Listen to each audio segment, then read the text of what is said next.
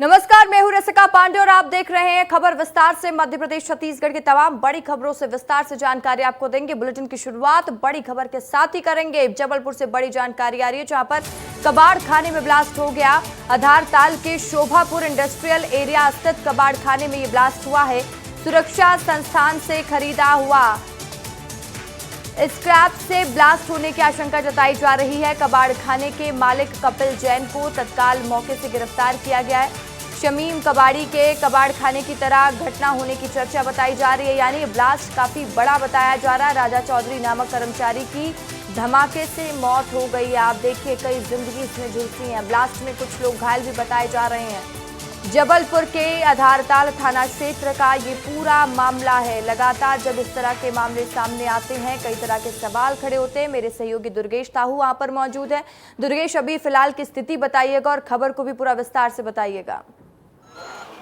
Hello, मैं सीधे आपको तस्वीरें दिखाता हूं। तस्वीरें, ये वो तस्वीरें हैं जो ब्लास्ट के बाद फॉरेंसिक टीम यहां पर मौके पर पहुंची है और हर एक जांच पड़ताल को जुटी है। यहां की मिट्टी कलेक्ट की जा रही है, यहां की जो चीजें हैं उनको कलेक्ट की जा रही है। फॉरेंसिक टीम है, डॉग स्क्वाड, बम स्क्वाड की टीम भी यहां पर पहुंच चुकी है और हर एंगल से जांच कर रही है, क्योंकि मामला सीधे तौर पर ब्लास्ट से जुड़ा हुआ है और ऐसी एक घटना जबलपुर में पहले हो चुकी है। इस लिहाज से देखा जाए तो मैं पहले तस्वीर आपको वो जगह दिखाऊंगा जहां पर, ये तो अभी आप देख सकते हैं कि ये मिट्टी कलेक्ट की है। यहाँ पर ये पूरी मिट्टी है, ये तमाम सामान है जो यहाँ पर ब्लास्ट हुआ है। उसमें क्या बारूद हो सकता है, क्या कुछ और चीजें हो सकती है, वो यहाँ पर दिखा जाऊंगा। ये एक जगह मैं दिखाऊंगा, हालांकि ब्लड यहाँ पर पड़ा हुआ था, पहले उसको मिट्टी से डाल दिया गया है, लेकिन यही वो जगह है, यही वो जगह है जहां पर कुछ देर पहले ब्लास्ट हुआ है। सीओडी से स्क्रैप बुलाया गया था। सीओडी यानी कि वो फैक्ट्री है जहां पर भारतीय सेना के लिए घातक हथियार बनाए जाते हैं, बम बनाए जाते हैं, गोलियां बनाई जाती हैं, और उसी फैक्ट्री से जो स्क्रैप निकलता है, यानी कि जो कबाड़ निकलता है, उसे ये कबाड़ी अपने को खरीदते हैं और उसी कबाड़ को यहां पर लाया गया था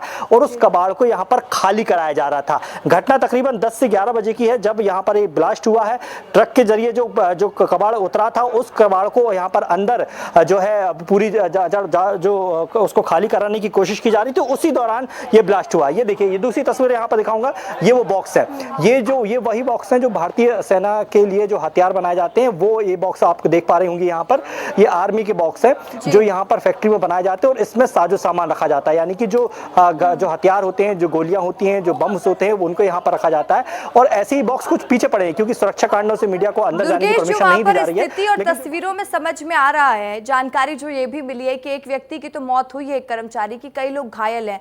घायलों की संख्या क्लियर हो पाई है या ये ऐसी कोई आशंका जताई जा रही है कि अंदर लोग फंसे हो सकते हैं, दबे हो सकते हैं? इसको लेकर कोई अपडेट आपके पास? नहीं, फिलहाल ऐसी कोई स्थिति यहां पर नहीं बनी है। घायल जरूर हुए लेकिन बहुत मामूली चोटें आई हैं। एक व्यक्ति जो राजा चौधरी नाम का जो शख्स बताया जा रहा है जिसकी मौत हुई है, वो उसको सीने पर चोट आई। दरअसल जब ब्लास्ट हुआ तो ब्लास्ट की वजह से सीने में बहुत तेज चोट आई, बहुत गंभीर चोट आई है, जिसकी वजह से उसे जब अस्पताल तक ले जाया गया तो उसने रास्ते में ही दम तोड़ दिया। पुलिस के मुताबिक बाकी और कोई ऐसा गंभीर रूप से घायल नहीं हुआ है, लेकिन कपिल जैन जो इसका मालिक है उसे जरूर हिरासत में ले लिया गया है। हर एंगल से जांच पड़ताल की जाए, क्योंकि देखिए इसके पहले विषय भी है। दुर्गेश, लगातार अब इस खबर पर बने रहिए, आगे की अपडेट आपसे लेंगे। फिलहाल के लिए शुक्रिया।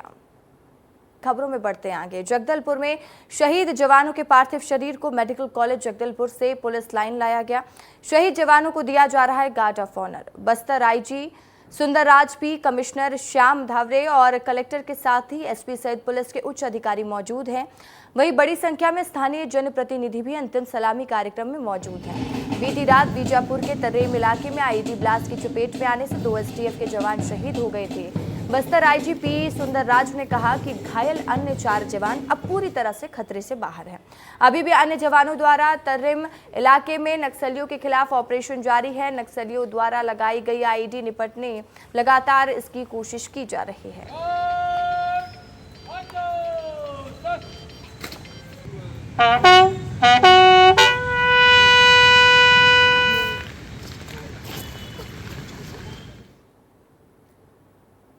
छत्तीसगढ़ के शिवनाथ नदी में मर गई लाखों मछली, बड़ी जानकारी हम आपको दे रहे हैं, जहां पर धुमा भाटिया वाइन मर्चेंट की बड़ी लापरवाही सामने आई। शराब फैक्ट्री की दूषित पानी शिवनाथ नदी में छोड़ा गया, जिसकी वजह से जहरीला पानी पीने से कितना नुकसान हुआ है। देखिए, जहरीले पानी से नदी में भारी नुकसान देखने को मिला है। कुछ महीने पूर्व पथरिया एसडीएम ने एक नोटिस जारी किया था। जलीय जीव जंतु के खतरे को लेकर आशंका जताई थी। मनमानी तरीके से फैक्ट्री का दूषित पानी बहाया जा रहा है। बड़ी जानकारी हम आपको दे रहे हैं। कितनी मछली मरी है, कोई छोटी मोटी संख्या नहीं है। देखिए, सरगवा क्षेत्र के धुमा का ये पूरा मामला बताया जा रहा है।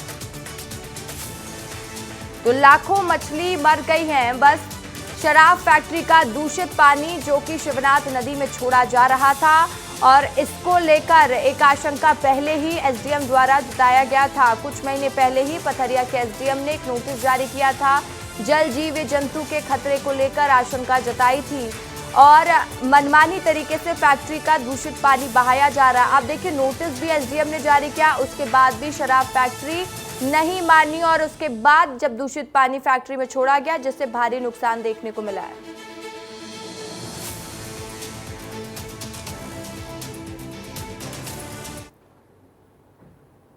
रायपुर से बड़ी खबर है। नगर निगम की एमआईसी बैठक शुरू हो गई है। सभी एमआईसी सदस्य और निगम के अधिकारी मौजूद हैं। वहीं जनहित के कई मुद्दों पर चर्चा होगी। बैठक में चर्चा के विषय हैं अंबेडकर चौक मल्टी लेवल पार्किंग की छात्रों के पढ़ने की सुविधा, वहीं निराश्रित पेंशन योजना पर चर्चा की जाएगी और साथ ही राष्ट्रीय परिवार सहायता योजना पर भी फैसले आ सकते हैं।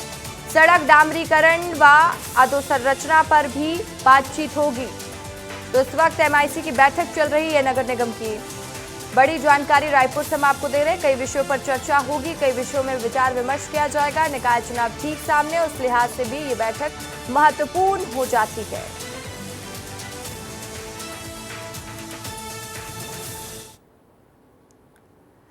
बत्तीस सूत्री मांगों को लेकर प्रदर्शन कर रहे पटवारियों का अनिश्चितकालीन हड़ताल खत्म हो गया। आज से काम पर लौटेंगे पटवारी। राजस्व मंत्री टंकराम वर्मा ने जानकारी दी है।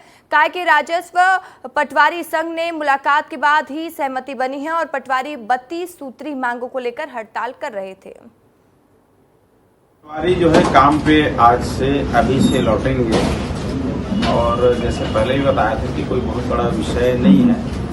सब अपने राजस्व मामले के लोग हैं और छोटी सी बात थी, उनके विषय पे चर्चा हो गई, सहमति बनी है और उनका निराकरण कर लिया जाएगा।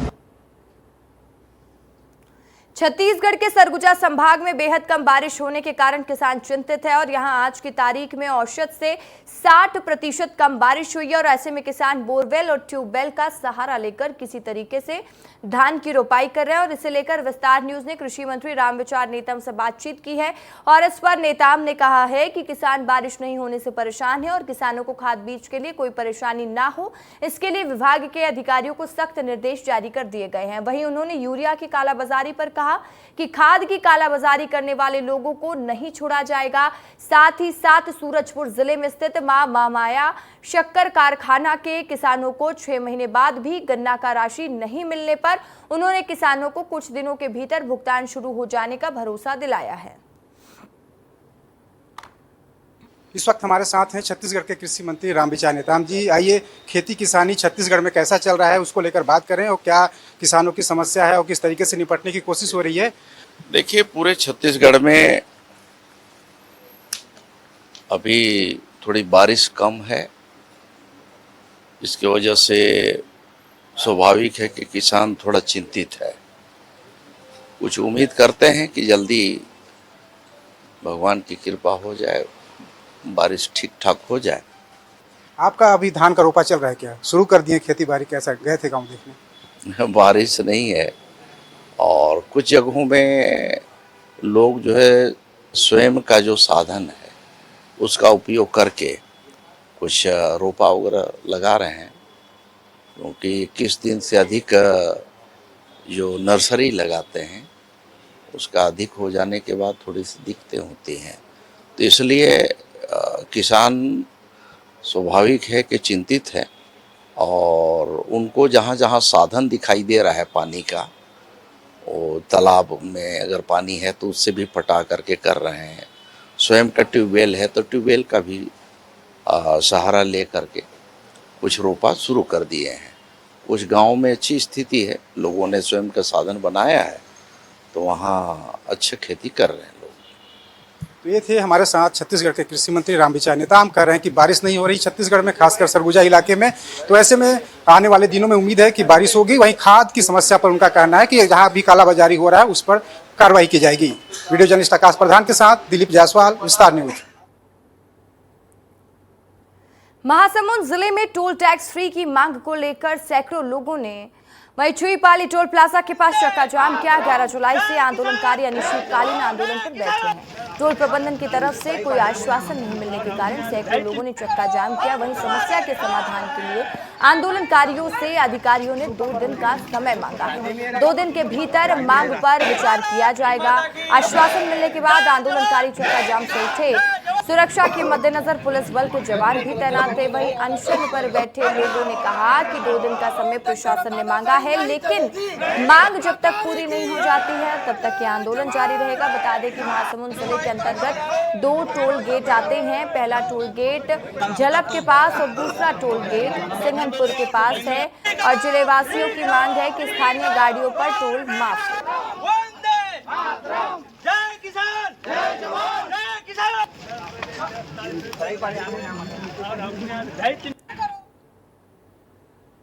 कोंडागांव से नारायणपुर जाने वाले मार्ग NH 130 में आवागमन हुआ बाधित। वहीं बड़ी जानकारी आपको दे रहे हैं। ट्रक चालकों ने बताया कि बीती रात सड़क के बीचों बीच एक ट्रक के खराब हो जाने की वजह से आवागमन बाधित हो गया है। कोंडागांव प्रशासन की तरफ से आवागमन को बहाल करने किसी भी प्रकार का प्रयास नहीं किया जा रहा है। मजबूरी में बीती रात 8 बजे से जहां अटके हुए हैं और रोड खोलने का इंतजार कर रहे हैं। वहीं राहगीर ने बताया कि महाराष्ट्र और नागपुर से उड़ीसा के उमरकोट को जोड़ने वाली ये सड़क पहले स्टेट हाईवे थी, जिसे नेशनल हाईवे 130D घोषित किया गया है, परंतु इस मार्ग को अभी तक सुधारा नहीं गया है। वहीं इस मार्ग में नारायणपुर के आमदई माइंस खदान से रोजाना सैकड़ों मालवाहक गुजरने से सड़क की हालत खस्ताहाल हो चुकी है, जिससे आए दिन ट्रक आदि खराब होते रहते हैं और सड़क पर जाम की स्थिति बन जाती है। NH को इस सड़क को जल्द ही सुधारना चाहिए ताकि राहगीरों को राहत मिल सके। मैं आपकी मीडिया के माध्यम से एक बात ये भी कहना चाहता हूँ कि ये स्टेट हाईवे पहले था और NH नेशनल हाईवे क्रमांक 130 है, जिस घोषित भी हुआ है। तत्काल जो है ना NH की जो आला अधिकारी है एवं राज्य मंत्री, केंद्रीय मंत्री इसको तत्काल संज्ञान में ले, क्योंकि इस क्षेत्र में जो नारायणपुर में माइंस है, जिस माइंस के आप देखें यहाँ पे जितने भी ट्रक, सैकड़ों की तादाद में जो ट्रक खड़े हैं, ये पूरा माइंस भरा हुआ ट्रक है और माइंस का आवाजाही हमेशा है। और इसको तत्काल संज्ञान में लेते हुए राज्य मंत्री, केंद्रीय मंत्री संज्ञान में लेते हुए इसको तत्काल निराकरण, इसके स्टेट नेशनल हाईवे का दर्जा दे, और दर्जा तो दिया हुआ है लेकिन इसको बनाए। अभी मैं JCB और गिट्टी का व्यवस्था कर रहा हूँ, उसके बाद पटरी को ठीक ठाक मरम्मत करके रोड गाड़ी की पास चालू कर काम का अभी निविदा की प्रक्रिया प्रगति में है। निविदा कार्य पूरा होने के बाद काम चालू है। वहीं कोंडागांव जिले के फरसगांव तहसील में कार्यरत क्लर्क अर्जुन नेताम का रिश्वत लेते एक वीडियो सोशल मीडिया पर तेजी से वायरल हो रहा है। वायरल वीडियो में अर्जुन नेताम क्लर्क जमीनी लेन देन के लिए अधिकार अखिलेश के लिए 2000 रिश्वत लेते हुए नजर आ रहा है। साथ ही कह रहा है कि ऊपर से अधिकारियों को भी इसका हिस्सा देना पड़ता है। विस्तार न्यूज वीडियो की पुष्टि नहीं करता है, सुन लीजिए क्या बोल रहा है ये।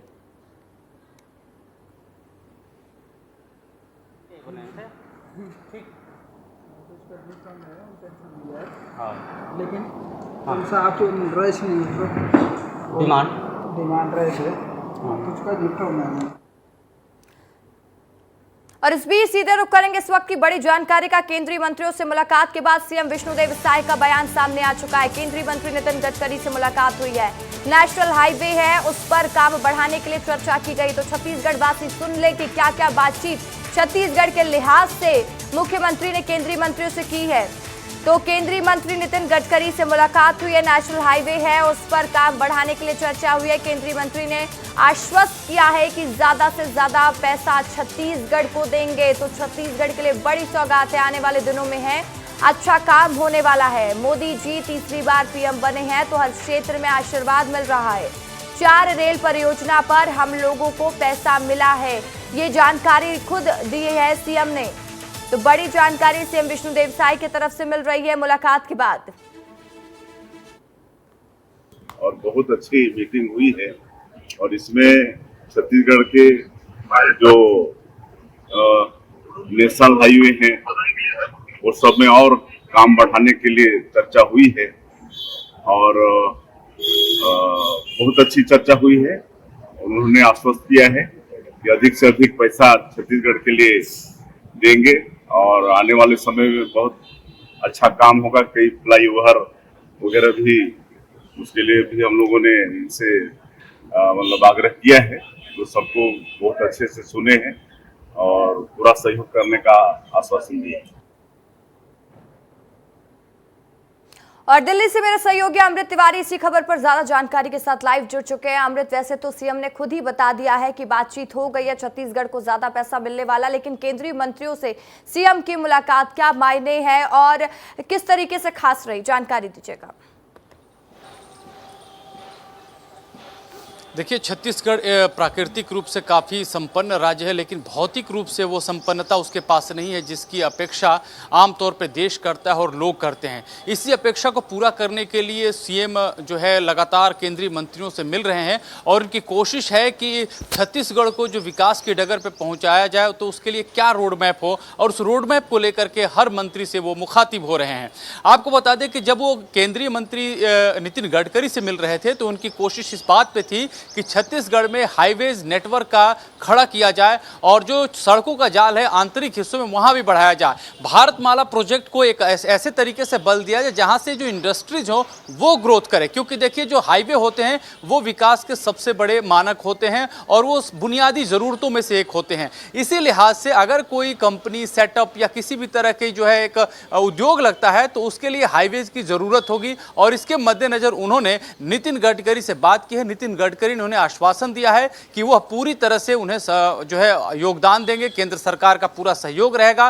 साय जी ये भी मान के चल रहे हैं कि जब मोदी सरकार तीसरे टर्म्स में है, प्रधानमंत्री नरेंद्र मोदी इस पूरे कैबिनेट को एक तरह से कहा जाए कि एक प्रभावी ढंग से देख रहे हैं, तो उन्हें उम्मीद है कि छत्तीसगढ़ को भी वो लाभ मिलेगा जिसका वो हकदार रहा है। इसके लिए जो है 2047 का एक विजन भी तैयार किया गया है जो कि 1 नवंबर को लॉन्च किया जाएगा और उसी के मद्देनजर सभी मंत्रियों से वो मिल रहे हैं, केंद्रीय मंत्रियों से, और ये जो विजन डॉक्यूमेंट्स हैं उनके सामने रख रहे हैं कि छत्तीसगढ़ को किस तरह तक 2047 तक एक विकसित राज्य बनाया जाए जो कि न सिर्फ प्राकृतिक संसाधन बल्कि प्राकृतिक संसाधनों का भौतिक रूप में किस तरह से उपयोग हो और किस तरह से राज्य जो है देश के अग्रणीय श्रेणी में आके खड़ा हो। छत्तीसगढ़ में और तेजी से विकास किया जा सके तमाम पहलू पर, जैसे कि उन्होंने भी जानकारी दी। अमृत, तमाम जानकारी के लिए शुक्रिया आपका। और चलिए आगे बढ़ते हैं। बिलासपुर में ही डायरिया का कहर है कि थमने का नाम नहीं ले रहा है। 12 दिन में 3 मौत हो चुकी हैं। रतनपुर से 7 से 8 गांव लगातार डायरिया के मरीज वहां से आ रहे हैं। सबसे अधिक रतनपुर के मदनपुर में डायरिया के मरीज मिल रहे हैं और रतनपुर के स्वास्थ्य केंद्र में भी भर्ती कराया गया। रतनपुर के महामाया वार्ड क्रमांक 3 में डायरिया का प्रकोप 12 दिन बाद भी नहीं थमा है। हर रोज कोई ना कोई नया मरीज मिल रहा है।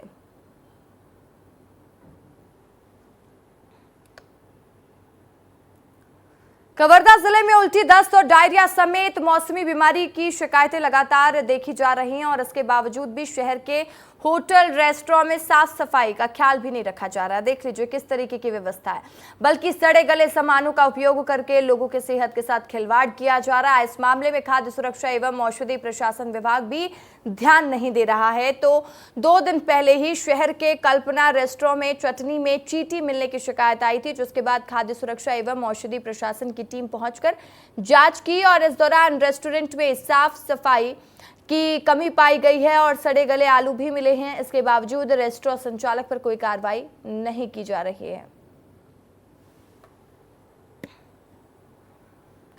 तो भिलाई की तस्वीरें देख लीजिए। लगातार हम देखते हैं कि कुछ ना कुछ वजह से आग लगती है और आग इतना विकराल रूप ले लेती है जो कि चिंता का विषय बन जाता है। खबरों में आगे बढ़ेंगे, कबीरधाम की बात करेंगे। कबीरधाम जिले के पंडरिया विधानसभा क्षेत्र में एक पेड़ मां के नाम अभियान की शुरुआत की गई। जिले के पंडरिया विधानसभा क्षेत्र के अभियान के तहत फलदार और छायादार 51,000 पौधे लगाने का लक्ष्य है। पंडरिया विधायक भावना बोरा ने इस अभियान के तहत अपने क्षेत्र के बाजार चरभाटा में अपने मां के नाम एक पौधा लगाकर पंडरिया विधानसभा क्षेत्र में अभियान की शुरुआत की। साथ ही अभियान के तहत जुड़कर सभी को एक एक पौधा लगाने की अपील की है। अभियान के तहत पौधारोपण के लक्ष्य को पूरा करने के लिए घर घर तक पौधा पहुंचाया जा रहा है। पंडरिया विधायक की माने तो 4-5 दिनों के भीतर 51,000 पौधे लगाने का लक्ष्य पूरा कर लिया जाएगा।